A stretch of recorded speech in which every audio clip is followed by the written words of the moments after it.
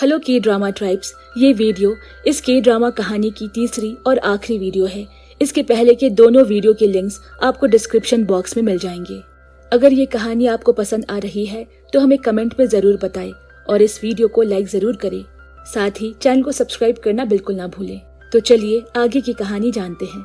आखिरकार योंगहवा के कहने पर दोहा उसके साथ ट्रिप पर जाने के लिए तैयार हो जाता है, इस बात से अनजान कि इन सब के पीछे उसके भाई की एक गहरी साजिश है।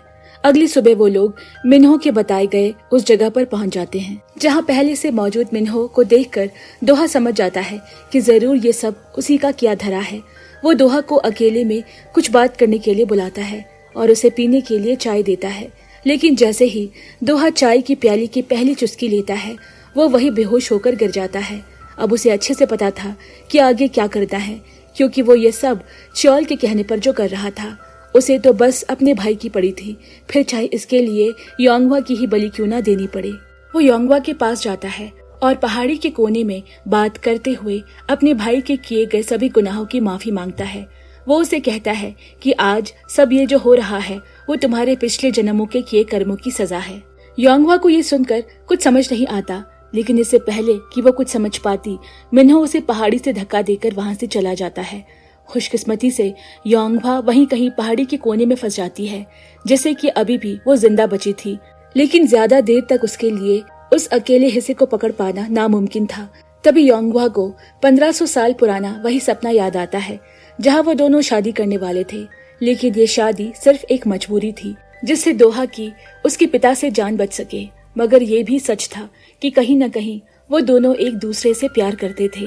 ऐसे में योंगहवा ये फैसला नहीं कर पा रही थी कि आखिर वो ये शादी करके उसके साथ रहे या फिर वहां से भागकर चले जाए, क्योंकि अगर वो वहां से भागती है तो दोहा के सौतेले पिता उसकी जान ले लेंगे। वही दोहा भी किसी भी कीमत पर योंगहवा की आजादी चाहता था।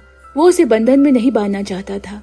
दोनों एक तालाब के किनारे जाकर फैसला करते हैं कि दोहा तालाब के बीचों बीच मौजूद पत्थरों पर चढ़कर दूसरी तरफ जाएगा, वो भी बिना पीछे मुड़े। लेकिन अगर वो एक बार भी पीछे मुड़ा तो वो वहां से नहीं जाएगी। दोहा एक एक करके सारे पत्थरों को पार करता जा रहा था। ये जानकर कि वो तालाब के दूसरे कोने के जितने नजदीक आ रहा है योंगहवा उससे उतना ही दूर जा रही है। तभी योंगहवा उसका ध्यान भटकाने के लिए बीच में पत्थर मारने लगती है, लेकिन फिर भी दोहा पीछे नहीं देखता। और फिर अंत में कोई रास्ता न मिलने पर वो सीधा जाकर दोहा को पीछे से अपनी बाहों में भर लेती है, जिससे वो पीछे मुड़कर देख लेता है और शर्त हार जाता है। धोखे से ही सही, लेकिन योंगहवा ने शर्त जीत ली। वो दोनों सोचने लगते हैं कि अगर वो दुश्मन ना होते तो शायद एक खुशहाल जोड़े होते, एक दूसरे को बेइंतहा प्यार करते। लेकिन उनके इस फैसले से शायद दोनों का ही नुकसान हो। लेकिन अब भी वो अपनी जिंदगी को जीना चाहते थे और फिर एक दूसरे के करीब आ जाते हैं और पूरी रात उसी सुनसान जंगल में बिता देते हैं। इस बीच योंगहवा की आंख खुलती है और उसे अपने सामने दोहा दिखाई देता है, जो अपना हाथ देकर उसकी जान बचा लेता है। जिसके बाद योंगहवा दोहा को अपने सीने से लगाकर खूब रोती है। हमेशा की तरह आज भी उसके प्यार ने उसे बचा लिया। साथ ही साथ उसे इस बात का भी एहसास हो गया कि आखिर दोहा सही कह रहा था, मिन्हो उसके लिए खतरा बन सकता है, और ऐसा हुआ भी। ये सब सोचकर वो दोहा की बाहों में बेहोश हो जाती है और फिर उसे अस्पताल लेकर जाया जाता है। योंगहवा होश में आने पर दोहा को बताती है कि उसके भाई ने उसे एक सोचने वाली बात कही थी, जिसमें वो उसके किए गए कर्मों की बात कर रहा था। आखिर उसके भाई को उसके पिछले जन्मों के बारे में कैसे पता। इसी दौरान योंगहवा को देखने के लिए मिन्हो पहुंचता है। उसे लगता था कि वो मर गई, लेकिन वो जिंदा थी। ये देखकर वो डर जाता है और तुरंत वहां से भागने लगता है, लेकिन वो दोहा के हाथों से बच नहीं पाता। गुस्से में दोहा मिन्हो की गर्दन पकड़कर बस उसे एक ही सवाल करता है कि आखिर उसने ये क्यों किया, उसकी योंगहवा से ऐसी कैसी दुश्मनी। मिन्हो कहता है, ये सब मैंने अपने भाई को बचाने के लिए किया है। दोहा गुस्से में उसे कहता है, तुम्हारा भाई तो कब का मर चुका है, ये तो मैं हूँ जिसकी वजह से वो आज भी जिंदा है, और योंगहवा की जान लेने से तुम्हारे हाथ कुछ नहीं लगने वाला, इसीलिए अच्छा होगा कि सब भूलकर जिंदगी में आगे बढ़ो। इसी दौरान दोहा की नजर ऊपर जाती है, जहाँ पर योंगहवा उनकी बातें सुन रही होती है। मिन्हो मौके का फायदा उठाकर वहाँ से भाग जाता है और सीधा असिस्टेंट चौल के पास जाकर पूछता है कि तुमने मुझसे झूठ क्यों बोला, मेरा भाई तो बहुत पहले मर चुका है। जिस पर च्योल उसे काफी भड़काने की कोशिश करता है ताकि वो योंगहवा की जान एक बार फिर से ले सके, लेकिन मिन्हो उसके बातों में नहीं आने वाला, जिसके बाद च्योल उस पर हमला कर देता है और जान से मारने की कोशिश करता है। वहीं दूसरी तरफ अभी भी योंगहवा को उसके भाई मिन्हो द्वारा बोली गई पिछले जन्म के कर्मों की बात समझ नहीं आ रही थी कि आखिर उसने पिछले जन्म में ऐसा क्या किया था। ये बात को कंफर्म करने के लिए वो यही सवाल दोहा से करती है, जिस पर वो उसे एक डरावना सच बताता है। वो कहता है कि पिछले 1500 साल से तुमने जितने बार भी जन्म लिया है उसमें मैंने तुमको अपनी आंखों के सामने मरते हुए देखा। जैसे ही तुम 30 साल की होती हो तुम्हारी मौत हो जाती है। शायद ईश्वर का तुम्हें कोई श्राप है। हालांकि दोहा चाहे तो योंगहवा को मारकर उसका ये श्राप हमेशा हमेशा के लिए तोड़ सकता है, मगर अब ये करना उसके हाथ में नहीं। अगर मारना होता तो ना जाने वो उसे कब का मार चुका होता। इसी दौरान दोहा को मालूम पड़ता है कि उसका भाई मिन्हो गंभीर रूप से अस्पताल में एडमिट है और किसी भी क्षण उसकी जान जा सकती है। दोहा फौरन अस्पताल पहुंचता है, जहां पर पुलिस उसे बताती है कि उसके भाई को किसी ने बुरी तरह मारा है। योंगहवा और दोहा सोच में पड़ जाते हैं कि आखिर उसके भाई का जान को दुश्मन कौन हो सकता है। तभी वहां मिन्हो का वकील आ जाता है, जो कि काफी घबराया हुआ था, लेकिन पुलिस उसे अंदर आने नहीं देती। वो बाकी पुलिस वालों से बार बार यही कह रहा था कि उसे पता है कि यह हाल किसने किया। वो इतना डरा हुआ था कि उसकी जुबान लड़खड़ा रही थी, जिससे दोहा को उस पर शक होता है और वो उसे एक कमरे में ले जाकर पूछता है कि आखिर उसके भाई को किसने मारा। और यहाँ वकील पुष्टि करता है कि वो आदमी असिस्टेंट च्योल है, जिससे दोहा को साफ साफ समझ आ जाता है कि उसके और योंगहवा के बीच कोई तीसरा भी है, जो उन्हीं में से एक है। घर जाते वक्त जूनो का मैनेजर उसे मिन्हो के द्वारा दिया गया एक गिफ्ट देता है, जिसमें कुछ और नहीं बल्कि वही कमल बीज से बना ब्रेसलेट होता है, जो जूनो की जान बचाते वक्त उससे टूट गया था। इस ब्रेसलेट को हासिल करते ही योंगहवा को मठ के गुरु की बात याद आ जाती है, जिन्होंने कहा था कि चाहे कुछ भी हो जाए वो पवित्र कमल बीज अपने मालिक के पास वापस जरूर आ जाएगी। यहाँ योंगहवा को लगता है कि यकीनन गुरु को पवित्र माला के पीछे छिपी कहानी के बारे में बहुत कुछ पता है और वो इसके बारे में पूछने के लिए पहुंच जाती है। मठ के गुरु ज्यादा कुछ नहीं कहते, बस उसे यही याद दिलाते हैं कि उसके दोहा को लेकर जो जज्बात है, जो प्यार है, वही इस पुनर्जन्म की गाथा को हमेशा हमेशा के लिए सुलझा सकते हैं। जिसके बाद योंगहवा को दोहा के साथ बिताए हर पल याद आ जाते हैं और इस चीज का एहसास हो जाता है कि उसका दिल तो हमेशा से ही दोहा का ही था और उसका यही प्यार इस हजारों साल का श्राप मिटा सकता है। इसी दौरान उससे मिलने असिस्टेंट च्योल आता है और एक शैतानी हंसी के साथ उन दोनों के रिश्ते में फूट डालने के लिए कहता है कि दोहा के पुनर्जन्म लेने की वजह से ही तुम श्रापित हुई हो। तुम्हारे श्राप का कारण और कोई नहीं बल्कि दोहा ही है। तभी से तुम दोनों पिछले 15 सालों से ऐसे ही भटक रहे हो। योंगहवा को उसकी बात सच लगने लगती है। उसे दोहा के कंधे पर मौजूद नीले निशान की भी याद आ जाती है और उसे विश्वास नहीं होता कि उसकी वजह से बेचारा दोहा ना जाने कितने कष्ट सहता रहा। इसी दिमागी उलझन में बेचारे योंगहवा वहीं चक्कर खाकर बैठ जाती है। वहीं दूसरी तरफ दोहा के दिमाग में असिस्टेंट च्योल की शक्ल बार बार घूम रही है। उसे ऐसा लग रहा है कि यही वो तीसरा आदमी है जो उन दोनों के बीच कई सालों से आ रहा है। इसीलिए वो मिन्हो के वकील को च्योल से जुड़ी सभी जानकारियों को इकट्ठा करने के लिए 24 घंटे की मोहलत देता है, इस बात से अनजान कि च्योल एक खतरनाक बीमारी से गुजर रहा है और उसके पास ज्यादा वक्त नहीं बचा। बस जितनी जल्दी हो सके उतनी जल्दी वो योंगहवा की जान लेकर इस दुनिया से आजाद होना चाहता है और इसीलिए वो येसॉल से मिलने जाता है। वही रास्ते में दोहा का ध्यान योंगहवा पर पड़ता है और वो उसे अपने घर ले आता है और कहता है कि उसे अब इस बात से परेशान होने की जरूरत नहीं कि जल्द ही उनमें से किसी की जान चली जाएगी, क्योंकि उसने एक ऐसे इंसान को खोज निकाला है जो उन दोनों के श्राप से जुड़ा हुआ है और ये है असिस्टेंट च्योल। ये सुनकर वो दंग रह जाती है और उसे बताती है कि आज वही शख्स उससे मिलने आया था और वो दोनों के पिछले जन्म के बारे में सब कुछ जानता है। इसी दौरान योंगहवा को असिस्टेंट च्योल द्वारा कही गई वो बात याद आ जाती है कि उसी ने दोहा को मारा था। वो तुरंत दोहा के कंधे पर मौजूद उस निशान को देखती है और उससे पूछती है कि जब तुम पर हमला हुआ होगा तो काफी दर्द हुआ होगा। हालांकि दोहा इस बारे में कोई बात नहीं करना चाहता। आज रात में योंगहवा को एक बार फिर से वही सपना आता है जिसमें दोहा के सौतेले पिता उसे दोहा के खाने में जहर मिलाने के लिए कहते हैं और कहते हैं कि तुम बस इसे अपने पति के खाने में मिला दो। उसके बाद जब वो युद्ध के लिए जाएगा तो उसका शरीर कमजोर पड़ जाएगा और फिर मेरे द्वारा भेजे गए सैनिक उसे मार देंगे। इससे तुम्हारे पिता का बदला भी पूरा हो जाएगा और मैं भी अपने धोखेबाज वीर पुत्र से बेफिक्र रहूंगा। हालांकि वो ये नहीं जानता था कि अब योंगह्वा दोहा से अपने परिवार के मौत का बदला नहीं लेना चाहती, क्योंकि उसे अच्छे से पता चल चुका था कि ये सब दोहा ने अपने सौतेले पिता के कहने पर किया था। दोहा का योंगह्वा के लिए प्यार उसकी दुश्मनी को हमेशा हमेशा के लिए खत्म कर चुका था। उल्टा अपने पति की मौत की साजिश रचने वाले उसके सौतेले पिता के खाने में चुपके से वो जहर मिला देती है और रात में मौका पाकर उसे मौत के घाट उतार देती है।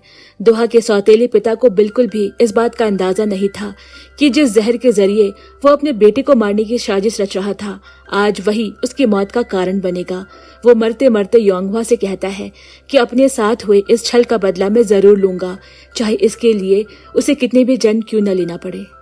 कुछ समय बाद दोहा को मालूम पड़ता है कि उसके पिता का खून हो चुका है और खूनी कोई और नहीं बल्कि उसकी पत्नी है, जो अंगरक्षकों के बीच बंदी बनी हुई थी। दोहा कुछ देर अपनी पत्नी योंगह्वा की आंखों में आंखें डालकर देखता रहा और फिर अपनी तलवार निकालकर उस पर वार करता है, परंतु ये हमला योंगह्वा की गर्दन पर नहीं बल्कि उस पर बंधी रस्सियों पर था, जिससे वो आजाद हो जाती है। और दोहा वहां मौजूद सभी अंगरक्षकों से कहता है कि मेरे पिता के मरने के बाद मैं ही इस परिवार का मुखिया हूँ और मैं योंगह्वा को दोष मुक्त करता हूँ। वो योंगह्वा से पूछता है कि आखिर उसने इस जोखिम भरे कदम को क्यों उठाया, जिस पर वो दोहा के सौतेले पिता द्वारा रची गई सारी साजिश को बयां करती है। ये सुनकर दोहा को बिल्कुल हैरानी नहीं होती, क्योंकि उसे अच्छे से पता था कि उसके पिता हमेशा से ऐसे ही थे, मगर योंगह्वा कभी नहीं चाहती थी कि उसका प्यार युद्ध भूमि में अपनी जान गंवा दे और इसीलिए इन सब पापों की सजा वो खुद ही भुगतने वाली थी। लेकिन दोहा ने उसे दोष मुक्त करके उसके पापों में हिस्सेदारी कर ली। दोहा उसे समझाता है कि ऐसा कुछ भी नहीं होने वाला, तुम बिल्कुल बेफिक्र रहो और आराम से सोने के लिए अपने कमरे में लेकर जाता है। रात में जैसे ही योंगह्वा की आंख लगती है, दोहा के पिता के कुछ वफादार सैनिक उसे लेने के लिए आते हैं। उन्हें किसी भी कीमत पर योंगह्वा को उसके किए गए जुर्म की सजा देनी थी, लेकिन दोहा के होते हुए ये नामुमकिन था। वो सभी को मौत के घाट उतार देता और अगले दिन वो योंगह्वा के साथ फरार हो गया। पूरे शहर में हाहाकार मच जाता है। राजसी सैनिक से लेकर आम जनता तक उन्हें कोस रही थी।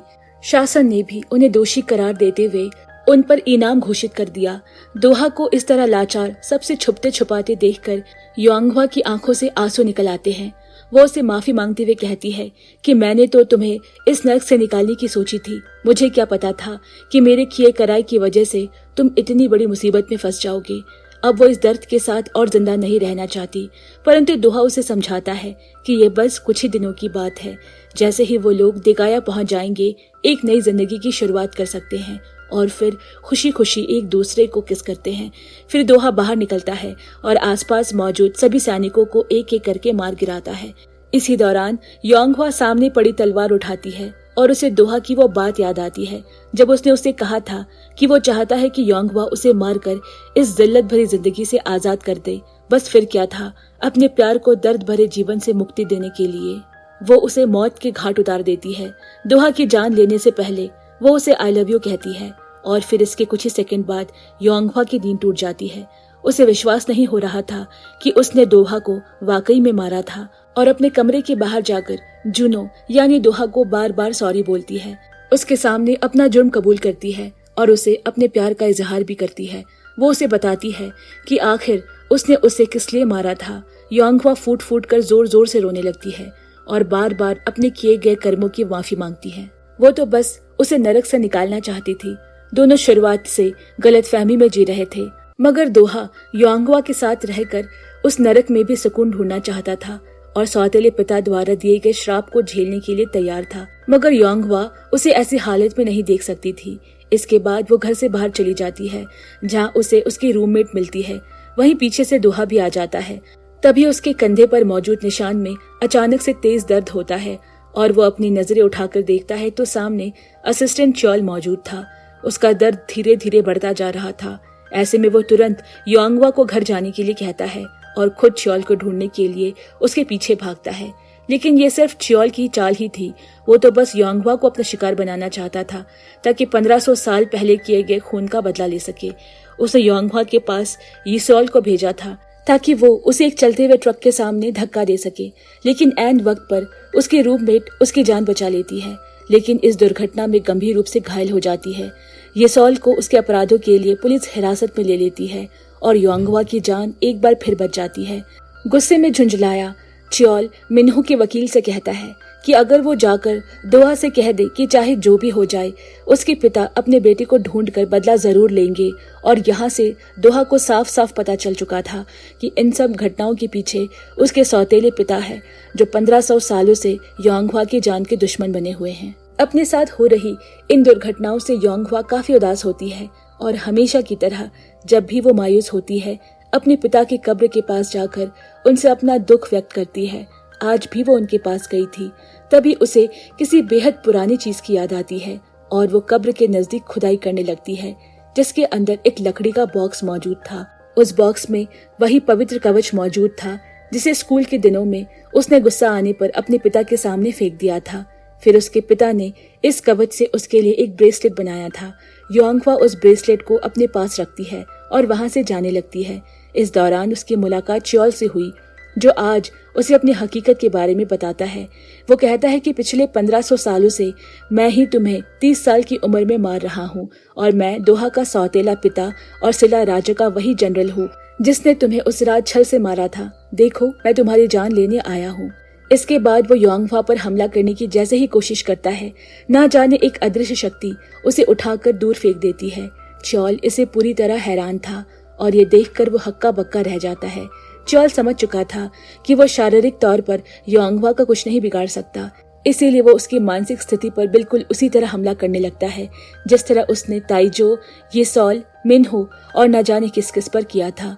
वो योंगहवा से बोलता है, मैं तुम्हारे पिता और तुम्हारे दोस्तों की जान तुम्हारे ऊपर लगे श्राप की वजह से जा रही है, क्योंकि दोहा ने सिर्फ और सिर्फ तुम्हारे लिए ही अनगिनत लोगों की जानें ली थी और जिस वजह से उनके परिवार वालों ने तुम दोनों को ढेरों बद्दुआएं दी। जब तक तुम नहीं मरोगी तब तक ये सिलसिला जारी रहेगा। तुम्हारे आसपास मौजूद सभी लोग ऐसे ही धीरे धीरे मारे जाएंगे। ये बात योंगहवा के दिल पर लग जाती है और वो दोहा के पास जाकर उसे सब कुछ बताती है।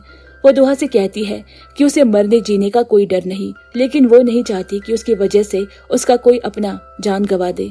योंगहवा पूरी तरीके से टूट चुकी थी। तभी दोहा उसे प्यार से बैठाते हुए समझाता है कि इतने जन्मों के बाद आखिरकार मुझे तुम्हारे प्यार का एहसास हुआ है। मैं तुम्हें अपने से दूर नहीं जाने दूंगा। मैं न सिर्फ तुम्हारी रक्षा करूंगा बल्कि उन लोगों का भी ख्याल रखूंगा जो तुम्हारे बिल्कुल करीब है। इसीलिए तुम बेफिक्र रहो, किसी को कुछ नहीं होने दूंगा। अगले दिन योंगहवा अपने रूममेट को देखने हॉस्पिटल जाती है जो अब पहले से काफी ज्यादा बेहतर थी। उसे देखकर वो खुश होती है और माफी भी मांगती है, लेकिन कहीं ना कहीं उसके जहन में च्योल की बातें भी घूम रही थी कि इन सब की वजह सिर्फ और सिर्फ वो है। भोली भाली योंगहवा अपने करीबी लोगों को अपने जीते जी नुकसान नहीं पहुंचा सकती, इसीलिए उसे एक आइडिया आता है। वो अपने इर्द गिर्द के खुशनुमा वातावरण का आनंद उठाती है और फिर अपने कलीग्स के लिए जायकेदार व्यंजन बनाकर उन्हें खिलाती है।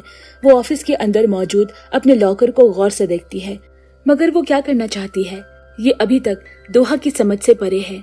आज वो असिस्टेंट च्योल से मिलने जाता है जिसके शरीर के ऊपर उसके सौतेले पिता के साये ने कब्जा करके रखा है। ना जाने क्यों उसके पिता इतने सालों से उसके पीछे लगे हैं। आखिर वो उनका सेवक ही था, उसने उनका क्या बिगाड़ा है।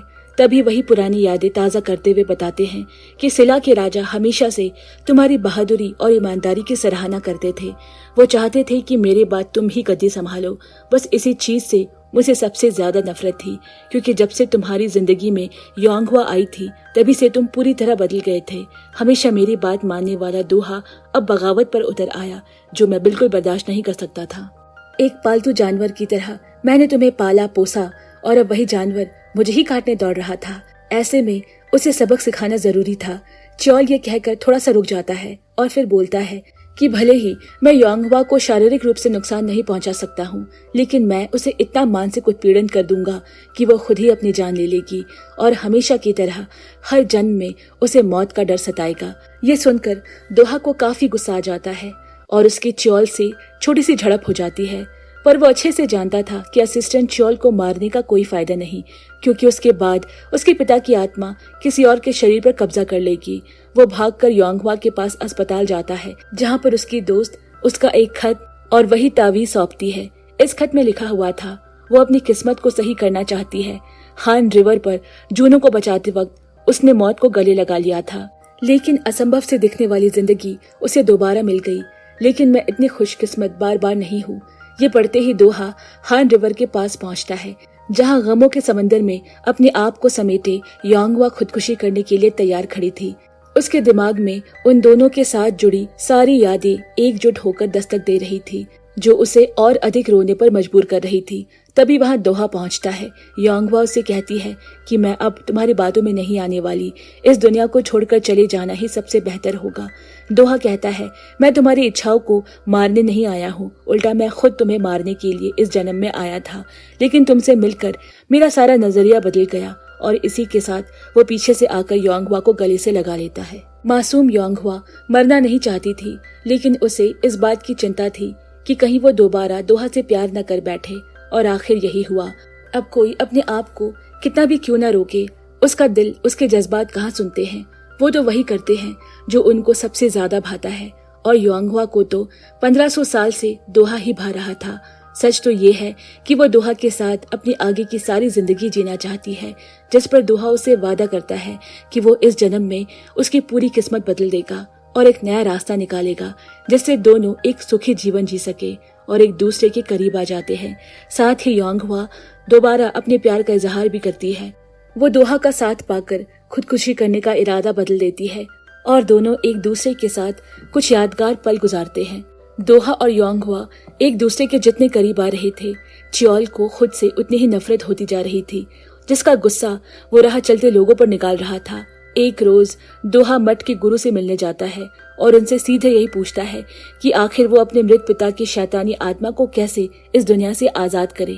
गुरु उसके इस सवाल का सीधा जवाब तो नहीं देते, लेकिन याद दिलाते हुए कहते हैं कि चाहे कितनी भी खतरनाक रूहानी ताकत क्यों ना हो, उनके अंदर एक इच्छा होती है जो उन्हें समय से पहले खत्म करनी रहती है। वो ख्वाहिश अगर अधूरी रह जाए तो वो फिर से जन्म लेते हैं, और अगर उनकी इस इच्छा का पता लगाया जा सके तो यकीनन उनसे छुटकारा पाना आसान हो जाएगा। दोहा को गुरु की बात अच्छे से समझ आ चुकी थी और इस सवाल का जवाब मिल चुका था। इसी के बारे में सोचते हुए वो मठ से बाहर निकल रहा था। तभी एक कॉल आता है और पता चलता है कि उनके भाई की तबीयत बहुत ज्यादा बिगड़ गई है। वो ये बात योंगहवा को भी बताता है। योंगहवा उससे पहले अस्पताल पहुंच जाती है, जहां मिन्हो के कमरे में डॉक्टर के कपड़ों में च्योल खड़ा था। उसने ये अफवाह योंगहवा को अपने पास बुलाने के लिए ही फैलाई थी। वो योंगहवा को सबक सिखाने के लिए मिन्हो पर वार करने की कोशिश करता है, लेकिन उस पवित्र ब्रेसलेट की बदौलत च्योल उसके आसपास भी नहीं भटक पाता। मिन्हो की जान बचाने के लिए योंगहवा जल्दी से वो ब्रेसलेट उसके हाथ पे बांध देती है और खुद वहां से भागकर सीढ़ियों से नीचे जाने लगती है। च्योल भी उसके पीछे पीछे जाने लगा।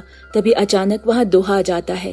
वो सबसे पहले योंगहवा को एक कमरे में बंद करता है और इसी दौरान उसे गुरु की वो बात याद आती है जो साफ साफ दर्शा रही थी कि उसके पिता का मकसद 30 साल पूरा होने से पहले योंगहवा को मारना है, जैसे कि वो पिछले कई जन्मों से करता आ रहा है। दोहा अच्छे से जानता था कि कुछ ही दिनों में योंगहवा 30 साल की हो जाएगी, और अगर इससे पहले च्योल उसे नहीं मार पाया तो बीते कई सालों से चले आ रहे ये श्राप यहीं पर खत्म हो जाएगा। यानी अब उसे सिर्फ योंगहवा को 30 साल की होने तक च्योल से बचाकर रखना है। हालांकि इसके बाद वो भी इस दुनिया से विदा ले लेगा, मगर फिर भी योंगहवा उसके लिए ज्यादा कीमती है। दोहा च्योल को सीढ़ियों से धक्का देकर योंगहवा को अस्पताल से बाहर लाता है, जहां उसका वकील उसे तुरंत कार में बिठाकर निकल जाता है। उन्हें ना पकड़ने की वजह से गुस्से में आग बबूला च्योल मिन्हो से अपना हिसाब किताब करने वापस जाता है, लेकिन योंगहवा के दोस्त उसे एम्बुलेंस के जरिए पहले ही अस्पताल से दूर ले जा चुकी थी। वही मिन्हो का वकील उन लोगों को एक सुरक्षित जगह पर लेकर जाता है और अपना ATM कार्ड देकर कुछ दिनों के लिए सबकी नजरों से दूर रहने की सलाह देता है। साथ ही साथ खुद भी च्योल से बचने के लिए पुलिस के सामने अपना गुनाह कबूल कर लेता है, क्योंकि जेल से अच्छी जगह उसके लिए क्या ही होगी। वो पुलिस को बताता है कि ताइजो को उसी ने मारा था और जूनो के भाई मिंजो को जान से मारने की कोशिश असिस्टेंट च्योल ने की थी।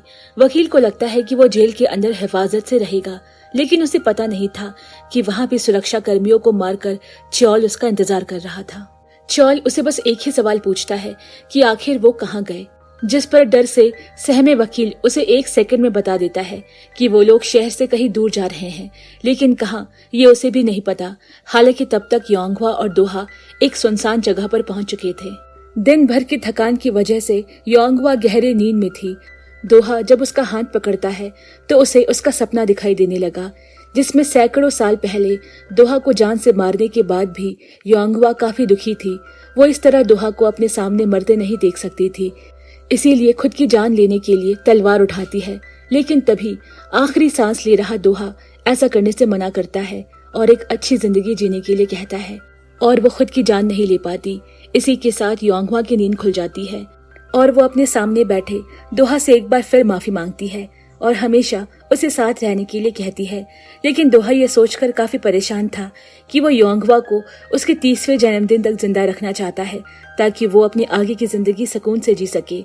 इसके बाद उसे जुनों का शरीर छोड़कर हमेशा हमेशा के लिए जाना पड़ेगा। लेकिन वो ये सब बातें योंगहवा को बिल्कुल नहीं बताता और हमेशा की तरह इस गम को अपने दिल में छुपा कर रख लेता है। वो दोनों शहर से दूर एक छोटे से गांव में खुशी खुशी रहते हैं, साथ में शॉपिंग करते हैं, लजीज व्यंजन का लुत्फ उठाते हैं और ढेर सारी बातें करके यादगार लम्हे बटोरते हैं, इस बात से अनजान कि चौल भी उनका पीछा कर रहा है।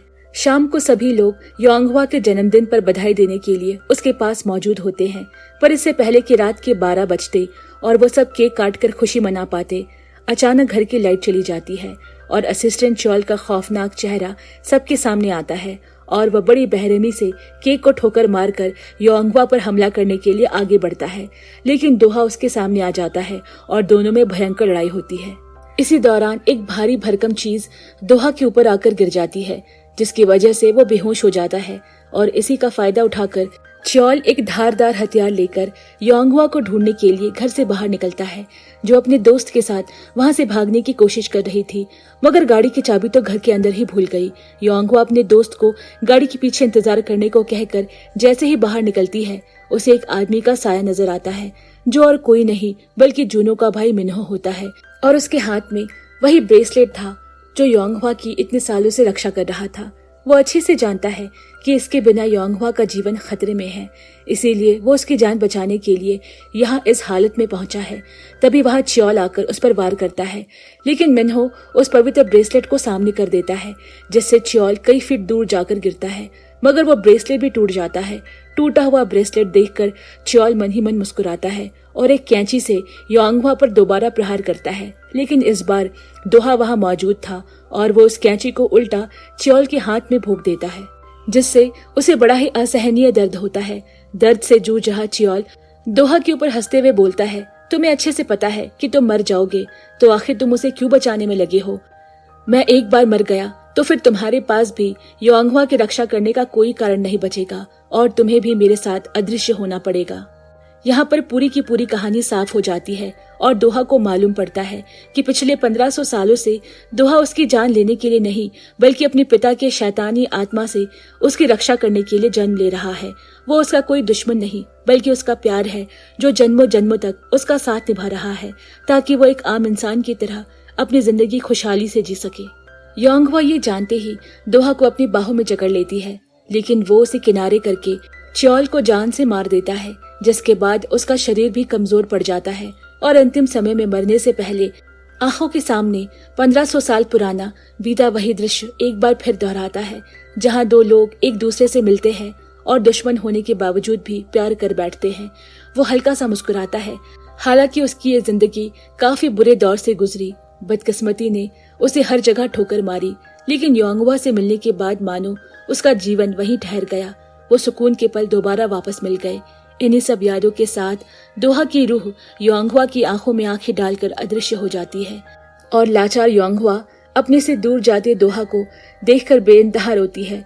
उसके कुछ ही पल बाद योंगहवा की आंखें खुल जाती है। वो कोमा से बाहर आ चुकी थी, मगर इन सब के बीच दोहा सपनों में आकर उसे बताता है कि जिस चांद को देखकर दिन में भी लोग अनदेखा कर देते हैं, मैं वही चांद बनकर तुम्हारे लिए दिन में भी उगा करूंगा और हमेशा तुम्हारा साथ निभाऊंगा।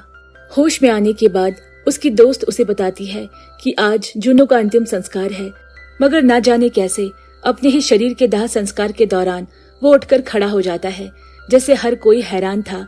उसके करीब योंगवा पहुंचती है और उसे अपने सीने से लगा लेती है, मगर जूनो एक अनजान शख्स की तरह बस उसे निहार रहा था। यह देखकर योंगवा थोड़ा दुखी हो जाती है, क्योंकि जूनो को होश में आते ही उसका दोहा जा चुका था। दो अनजान लोगों का जन्मों जन्मों का प्यार और उनकी बेशकीमती यादें जूनो शायद भूल चुका था। कुछ रह गया था तो सिर्फ योंगवा के जहन में उसकी यादें और चंद आंसू जो हर पल उसे दोहा की याद दिला रहे थे। बेहद तेजी से 1 साल बीत जाते हैं। जूनो को कीमोथेरेपी की बदौलत कैंसर से निजात मिल चुका था और वो एक बार फिर से पर्दे की दुनिया में दस्तक दे रहा था। हालांकि इन सब के बीच उसके जहन से एक नाम बिल्कुल नहीं जा रहा था, और वो था योंगवा का नाम। रोजाना सुबह उठकर वो इस चीज को लेकर काफी परेशान रहता और ये सोचने पर मजबूर हो जाता कि आखिर उसकी पुरानी सारी यादें मिट कैसे गई। उसे कुछ भी याद क्यों नहीं आ रहा। मिन्हो उसे सलाह देता है कि अगर कोई चीज याद नहीं आ रही तो अपने दिमाग पर ज्यादा जोर नहीं डालना चाहिए। जिसके कुछ ही दिनों बाद जूनो को अपने घर पे एक बॉक्स मिलता है जिसमें उसकी और योंगवा के साथ कई तस्वीरें थी। इन्हें देखकर वो हैरान था और अपने भाई से पूछता है कि आखिर इस लड़की के साथ उसका क्या नाता है, जिस पर मिन्हो उसे बताता है कि योंगवा ने तुम्हारी जान बचाई थी और बाद में वो तुम्हारी बॉडीगार्ड बन गई। अब वो दोबारा से फायर स्टेशन पर अपने काम में बिजी हो चुकी होगी। जूनो कहता है, नहीं, शायद मेरा उस लड़की से कोई और भी रिश्ता है, क्योंकि मैं जब भी कीमोथेरेपी से गुजरता हूँ तब ऐसा लगता था मानो इससे अच्छा कि मैं मर जाऊं। लेकिन योंगवा का नाम और उसकी आवाज जैसा ही मेरे कानों में सुनाई देती, मुझे एक उम्मीद की अलग किरण नजर आती। मुझे जिंदा रहने की वजह समझ में आती। पक्का ये योंगवा ही है जिसकी वजह से आज मैं जिंदा हूँ और मैं उससे मिलना चाहता हूँ, फिर चाहे इसके लिए मुझे कुछ भी क्यों ना करना पड़े। अपने भाई की जिद के आगे मिन्हो उन दोनों को मिलाने का इंतजाम करता है और फिर कुछ रोज बाद योंगवा जूनो से उसी मठ के सामने मिलती है। योंगवा की आंखें जूनो को देखकर प्यार से लाल हो जाती है, मानो ना जाने कितने सालों से वो उसे देखने के लिए तरस रही हो।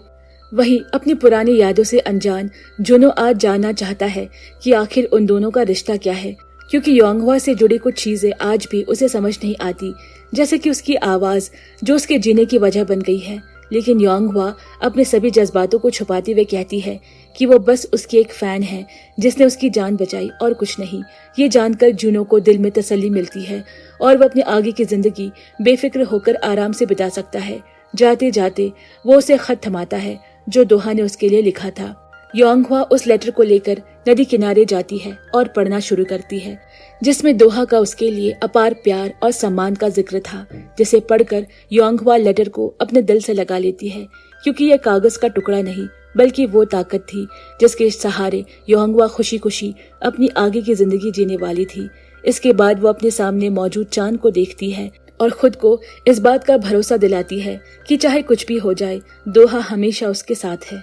आज योंगवा का जन्मदिन था। हमेशा की तरह वो अपना ये खास दिन अपने दोस्तों के साथ बिताती है और फिर शाम को विश लाइट के जरिए ईश्वर से अपने प्यार को दोबारा देखने की इच्छा जताती है। अपनी इस विश के साथ वो अपने जीवन में आगे बढ़ती है। वो हमेशा से अंटार्कटिका रिसर्च सेंटर जाना चाहती थी। आखिरकार उसकी इच्छा पूरी होती है और प्लेन में बैठकर अपने नए सफर के लिए निकल जाती है। आज काफी दिनों बाद एक बार फिर से उसके सपने में दोहा आता है, मगर इस बार वो अपने सपने में खुद के फैसले को बदल देती है और दोहा की जान लेने की वजह से उसे गले से लगा लेती है। ये जानकर कि यह सिर्फ एक सपना है और वो हकीकत को बदल नहीं सकती, लेकिन सपने में ही सही अपना फैसला तो बदल सकती है ताकि वो अपने प्यार को पा सके। और तभी ढेर सारे तीर आकर दोहा की पीठ छेद देते हैं ताकि अगले जन्म में वो दोबारा मिलेंगे। शायद ईश्वर ने उनकी सुन ली थी। योंगवा अगले जन्म में एक स्टूडेंट के रूप में जन्म लेती है और एक खूबसूरत मंदिर की फोटोग्राफी कर रही होती है। तभी सामने निकला चांद उसका ध्यान अपनी तरफ आकर्षित करता है और वो उस सुंदर से दृश्य को अपने कैमरे में कैद करने की कोशिश करने लगती है। इसी दौरान पीछे से उसका पैर फिसल जाता है, मगर जैसे ही वो गिरने वाली होती है, एक बेहद हैंडसम लड़का उसे पकड़ लेता है। वो नौजवान लड़का और कोई नहीं, दोहा था। दोनों चांद को एक साथ देखने लगते हैं और उनकी बातों का सिलसिला इसी से शुरू हो जाता है। इसी के साथ उनके बीच की दूरियां धीरे धीरे खत्म होती जाती है। शायद इस जन्म में वो एक दूसरे के बनकर साथ निभाएंगे और इसी के साथ हमारी ये कहानी यहीं पर खत्म होती है। तो दोस्तों, आज के लिए बस इतना ही। अगर आपको हमारी वीडियो पसंद आई हो तो इसे लाइक करके ज्यादा से ज्यादा शेयर करें और हमारे चैनल को सब्सक्राइब करना बिल्कुल ना भूलें। जल्द ही मिलते हैं एक और नए के ड्रामा की कहानी के साथ। तब तक के लिए बाय बाय फ्रेंड्स।